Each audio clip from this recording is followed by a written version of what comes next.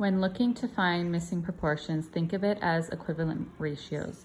So in the past, you've learned how to find equivalent ratios. They're the same as finding equivalent fractions. So you need to either multiply or divide the ratio by the same number. So if you're looking at this 3-part ratio, 1 to 2 to 3, it's equal to 3 to 6 to 9.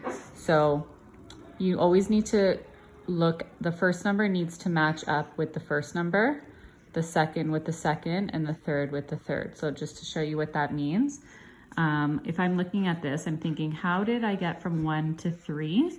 Okay, well, I multiplied that number by 3.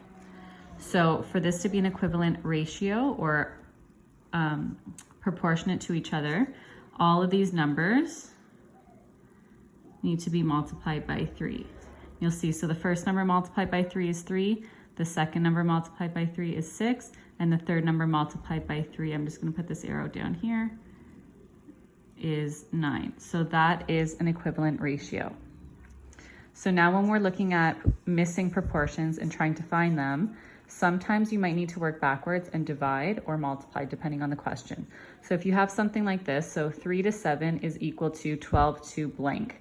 So if we start with our first number, we know we have the number 3 as well as the number 12. So that is a good area to start. You can think to yourself, if it is a small number or mental math, 3 times something will give me 12. I know that 3 times 4 equals 12. So in order to find this missing number, I need to also multiply 7 by 4 to give me this number here, which would be 28. These are proportionate to each other. They are equivalent ratios.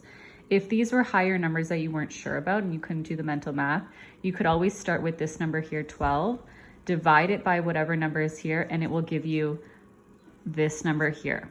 It will give you 4, and that will let you know what you need to multiply by. Looking at a different example, so now we have decimals in here. So you might see questions that have decimals or fractions. Just think to yourself, if you do see a fraction, you are aware of how to change that into a decimal. You guys just did previous lessons on that, so keep that information in mind. So with something like this, I need to find this missing proportion. I have the number 45. I have 3.2 to 15. That is my ratio on this side. So I can think to myself, how did I get from 45 to 15? If you're not sure in terms of mental math, which would be dividing by 3, again, you can do 45 divided by 15, and it will give you this number here. So 45 divided by 3 equals 15. Now, I don't know what this number is. So I know that this number divided by 3 should give me 3.2, but instead of doing a whole bunch of guess and check, what I can do is I can start with 3.2, multiply by 3 because I'm using the opposite or inverse operation, which is the same thing. So if I work backwards, now I'm multiplying this by 3. And I can use my calculator to figure out that that is 9.6. To double check, I can multiply, or I can divide 9.6 divided by 3, and it should give me 3.2. When you are working on these equivalent ratios or proportions, you don't have to draw all of these arrows in your division and your multiplication. I'm just showing you so that hopefully you understand where these numbers are coming from. If we look at another example, so this is a 3-part ratio. Again, I have blank to 2 to 7 is equal to 7 to 14 to something. So I'm going to start with the numbers that I have available to me. So this is the second number in my ratio and the second number. I have both of those. So again, I can start here and I can say 2 times something is going to give me 14, or I can work backwards and I can do 14 divided by 2 and it will give me this number here. So we all know that 2 times 7 equals 14. So 7 is the number that I'm going to be working with. So if I'm working from the the left-hand side of my ratio working to this side, I'm going to be multiplying all of these numbers by 7. If I'm working with these numbers over to the left, I'm going to be dividing all of these numbers by 7. So because I have a 7 here, I'm going to multiply that by 7 to get my third missing spot here, my missing proportion. So 7 times 7 equals 49. And then here I have 7 and I can divide by 7. So 7 divided by 7 equals 1. That is my missing proportion. And again, to double check, I can multiply 1 times 7 equals 7, 2 times 7 equals 14, 7 times 7 equals 49. They all have to be multiplied or divided by the same number.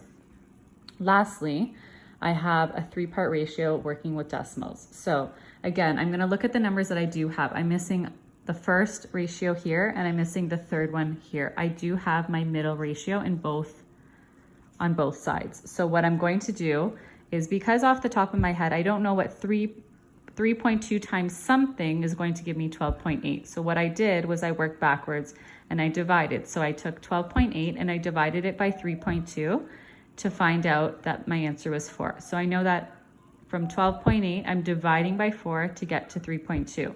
So again, if I am starting on the left-hand side with any of these numbers and I'm working to, the right-hand side, and I'm working to the left, I'm going to be dividing by 4. If I have my numbers on this side of my ratio, I'm going to be multiplying by 4 to get my proportions on this side. So because I have the number, it doesn't really matter what order you go in, so let's do 11.6. In order to get to my third spot here, I'm going to be multiplying by 4. And if I use my calculator, I should get 46.4. And then 10, I'm going to divide by 4 in order to get that missing proportion, which will give me 2.5.